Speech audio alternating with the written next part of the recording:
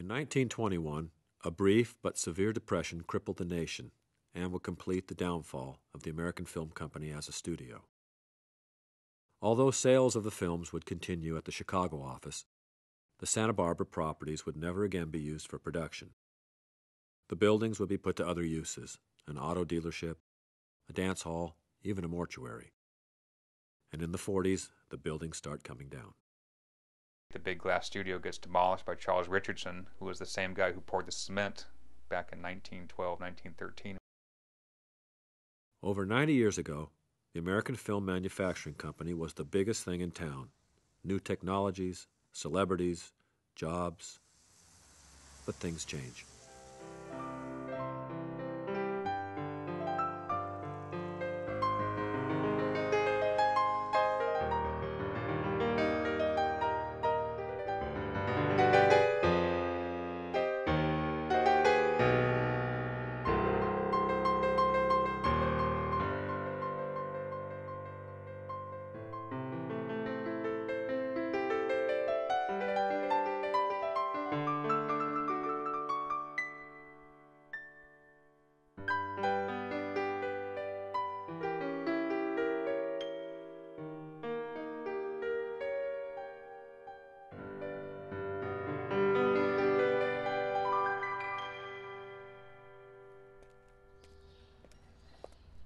There's not much left of the studio today.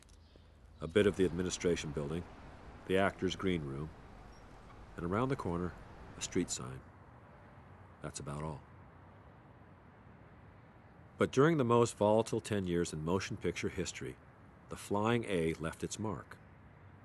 Most of the films are gone, but the people who made them were part of something special, and here's what happened to a few of them. Alan Dwan went on to direct such stars as Douglas Fairbanks and John Wayne. His film credits would grow to include such diverse titles as Robin Hood, Heidi, and The Sands of Iwo Jima. Victor Fleming moved from cinematography to directing.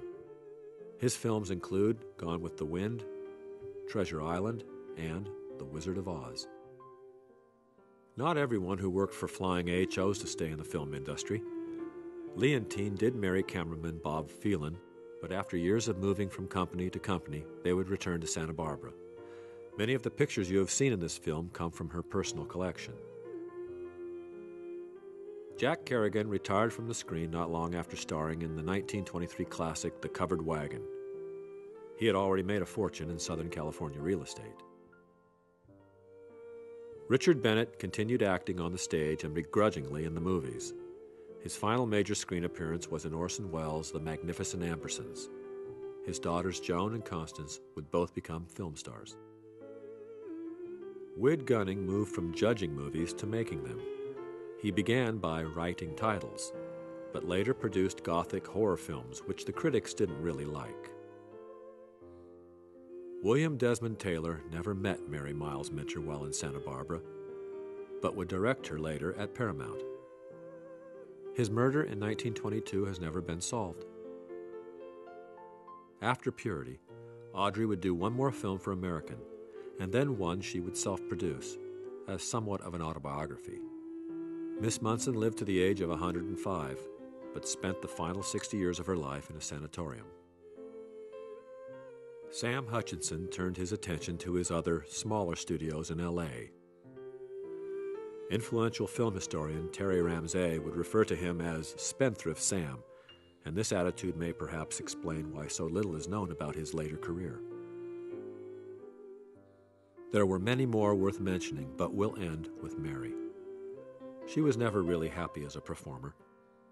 After reaching her 21st birthday, Mary retired from the screen. She was finally free of the movie business.